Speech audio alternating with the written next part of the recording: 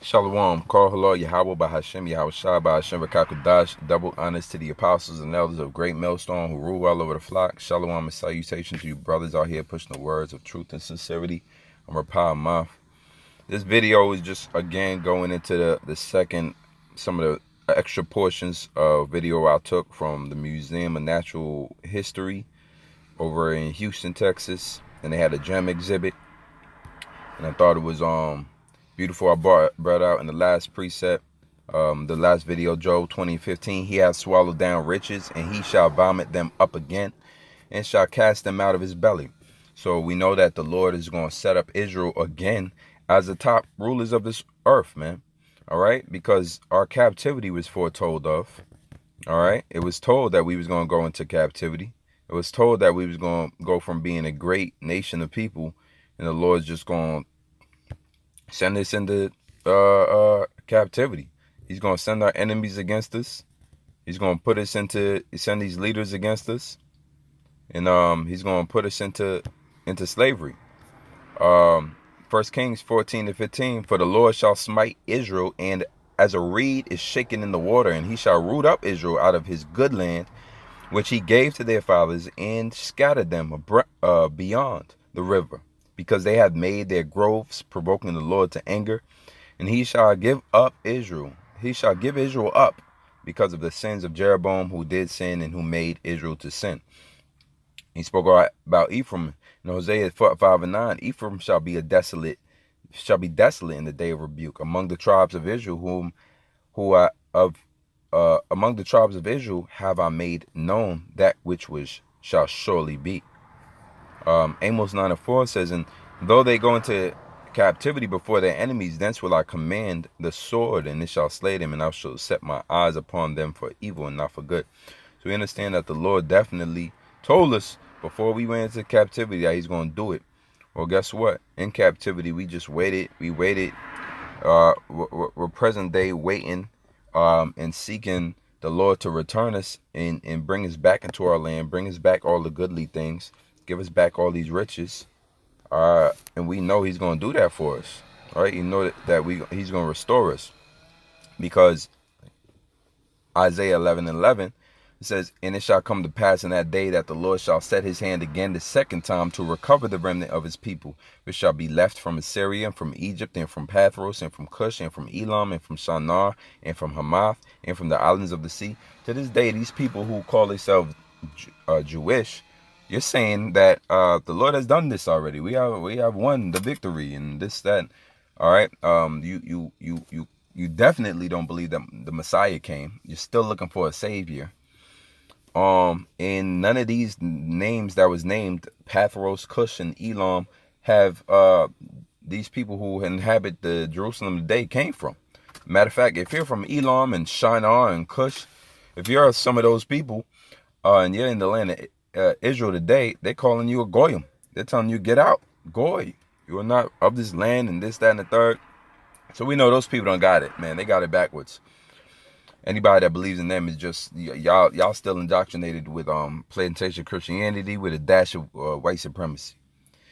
But Isaiah 11:12 says, and he shall set up an ensign for the nations, and shall assemble the outcasts of Israel, and gather together the dispersed of Judah from the four corners of the earth. So we understand that the Most High is going to allow Israelites to be brought back together and unified and restored after we were broken. Yeah, we in a state of being broken right now. We can see just what happens to our people on a daily basis, man. How we look out here in these streets, so to speak. Our people is broke. We broke physically and broke mentally and spiritually and financially, all of the above. We are the end of the totem pole, Negroes, Latinos, and Native Americans. And any boasting that goes on, you're boasting of things in which you really don't have. You're boasting of another man's glory. You know how you boast and you put them FRN notes on top of the car and you spread them on your arms? You're boasting of another man's glory. Whose faces are on those FRN notes that you're boasting of? Did you just boast of a FRN note? You're boasting of your mansions and your properties. What street is that named after? That mansion named after? Who is the first owner of that mansion? And furthermore, You know what country and what state and what city, what town, what is the history of that town, and how is that town named? You have nothing to boast over, man. Everywhere you go, you're reminded of slavery. Y'all mad that they put it in movies. You ain't got to watch a movie to see reminded of slavery. Walk down the street. Go down to the nice part of town for once in a while. You know the part where the cops, if they catch you driving around, they're going to pull you over off of speculation and ask you straight up what you doing around here. Do you know somebody around here? Why are you around here? What good do you have around here? Well, that goes for some of these gems, these gemstones that I witnessed while in that museum. You know, being able to claim those as yours, you don't have that right and privilege. You can't talk about what you got, the tanzanite and that white sapphire necklace. All right, you don't have that. All right, Jake don't know about that. You know what I'm saying? And that's not a shot at Jake. That's just to show you that, Jake, you don't have it all. You claim to have it all. You claim to be in restoration. You're not. Your nation is suffering, man. Furthermore, it's written in Hebrews that Moses would rather suffer with his nation than to live lavishly like a prince, man. So where's your integrity? Israelites out here flaunting and showcasing, and your riches is not even half as interesting as what we seeing here. What Esau got, it's not even. You can't throw a stick at it. So the Lord said, and it shall come to pass in that day that a great trumpet, Isaiah 27:12, and it shall come to pass in that day that the Lord shall beat off from the channel of the river unto the stream of Egypt, and you shall be gathered one by one, O ye children of Israel. Everybody want to be an Israelite. The Israelites started off as a nation of people. You had to come from Abraham, Isaac, and Jacob. You couldn't walk into the tribes of the Israelites, into the kingdom of Israel, and become an overnight Israelite. There was no Airbnb for you heathens to just be upon the nation of Israel for a few months, a year. Even if you married into Israel, it was considered like a indecent, it was against the code. Marry not your daughters there was laws on that. Not to give your children over to their sons and your sons over to their daughters and your daughters over to their sons. That was law for us not to deal with the Canaanites when we entered into that land. And how much more now do you think that, okay, well, everybody could be an Israelite? Did the laws change? They didn't. Isaiah 27:13, and it shall come to pass in that day that the great trumpet shall be blown, and they shall come which were ready to perish in the land of Assyria, and the outcasts in the land of Egypt, and shall worship the Lord in the holy mountain at Jerusalem. We're going to be restored. Israel, we're going to be restored. We're going to be made the great people of the earth again. The Lord has not forgotten us. There's a scripture that says the needy shall not always be forgotten. Right now, we're in a state of forgotten. We're in this forgotten place.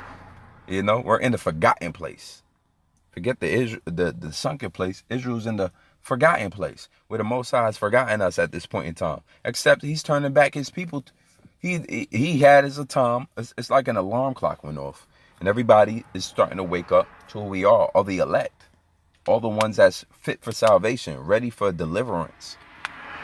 Because we're gonna get delivered, then we're gonna get the glory of the kingdom, which a lot of it looks like this: gems, big, studded rocks. See that 144? This is all for the elect, man. This is how Esau been living. This is part of the exhibit that belongs to I forget the king. The king, some of the King Ferdinand and some of the kings of Prussia and Russia and the czars, and these are their inheritances. That's in a museum now. Just some of the regular, ordinary things they had. Instead of having a regular stopwatch, they're gonna have a stopwatch studded out with sapphires. Instead of having a vase, they're gonna have a vase with rhinestone. Instead of that's a male a pen fashioned with all type of foreign gems. Well, that's what we're going to inherit, man. We're not supposed to be looking at, see, the Lord, David said, I was envious when I saw the prosperity of the wicked. I was foolish. That was a foolish thing and he woke out of that. Because you can't live your life being envious at the wicked, bro. Not the wicked. Because now you're being enticed by the wicked. And see, the love of money is the root of all evil. So now you just loving that. You want that life. You love that lifestyle so much. You love it, man. It's the smiles on these niggas' faces when they pull out $1 million, man. You would have thought they meant eternity, eternal salvation, just that in that moment. You haven't.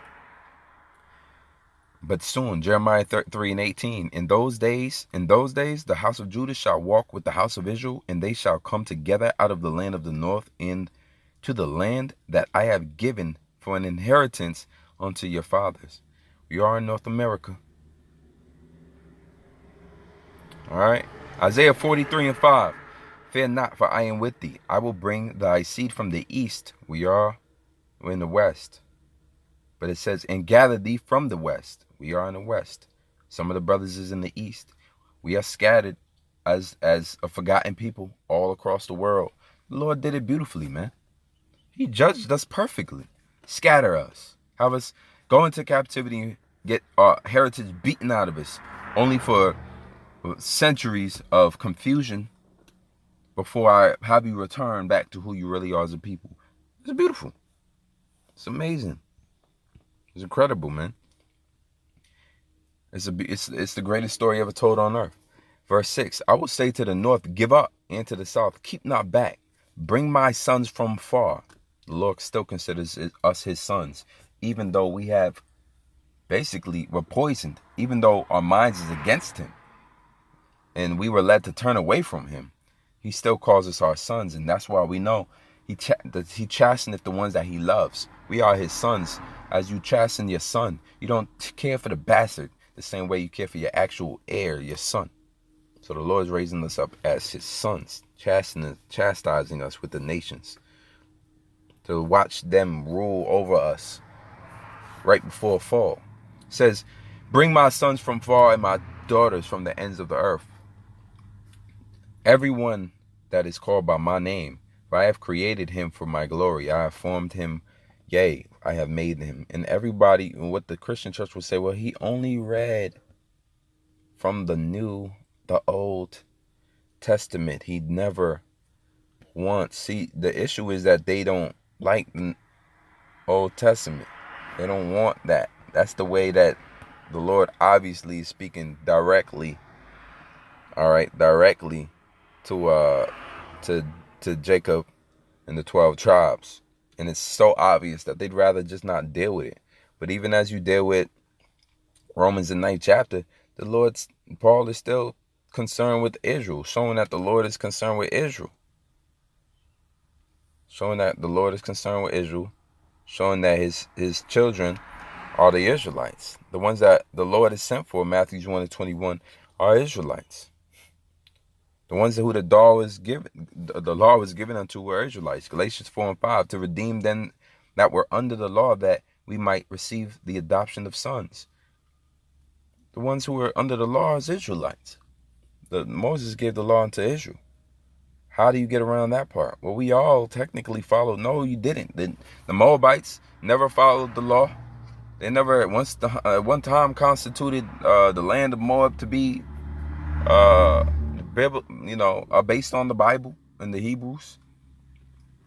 They never acknowledged the Hebrews as the Lord's chosen people. You go to Ishmael, the Quran was written by Israelites. That's why the only reason you got Israelites being highly spoken of in the Quran. But this day, those people, they follow what you would consider laws that came out of Noah, which every people on this earth came out of Noah. So they got this Noahide laws, which, thou shalt not kill. Certain laws, oral tradition that was passed down, not to see thy father's nakedness, that Noah taught his sons. That's how Ham was cursed, or Canaan was cursed, through Ham's actions. You got certain laws, right? But in all, when you base it, no nation has ever considered themselves the sons of the living power, like Israelites, and then all of a sudden Esau was the first nation that really tried to steal that lineage, man. Y'all just came out and completely tried to steal back the birthright, going back to who you are, Esau. Esau, though he saw it with tears, carefully, he could not. He was not fit for salvation. Though he saw it carefully with tears, you will never get that birthright back. That birthright, going back to Genesis 27, which starts at 25, chapter 25, all the way to chapter 27, is Isaac giving Jacob the inheritance of the world, and Esau having to deal with that because he sold his birthright for red pottage. You remember that, Esau?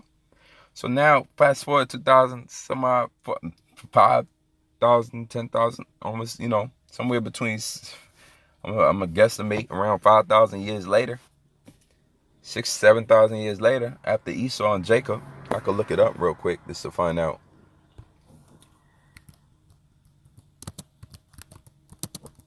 Timeline. Let's see what Google say about Esau and Jacob timeline. It says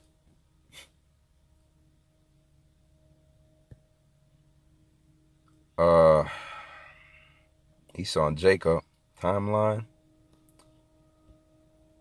Yeah, it's not gonna give it. Let me see, when did Esau live?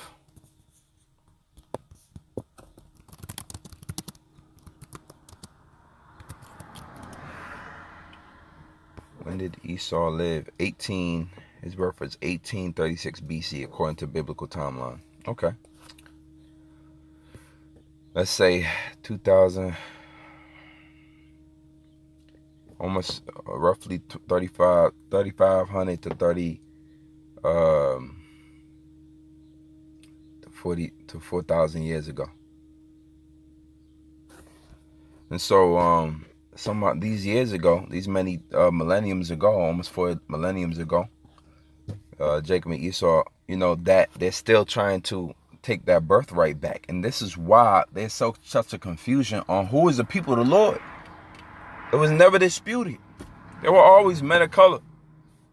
It's never disputed until Esau whitewashed, bamboozled his way into everlasting life. You can't do it, man. You can't do it, man. So we are the children of Israel, man.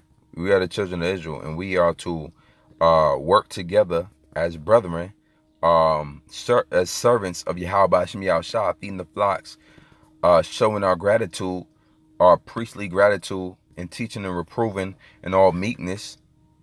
The elect, man. The elect. The ones who the Lord is coming back to deliver. And we're patiently waiting for that. Patiently waiting for that, where we can be in our riches, be in our glory again, be in our kingdom again. Ecclesiastes 7 and 8. Better is the end of a thing than the beginning thereof. And the patient in spirit is better than the proud in spirit. So we're gonna continue to have patience, waiting for the benefits, all right, that come along with being the children and the heirs of the promise. Lord willing, this video was edifying. Until next time, I say shalom.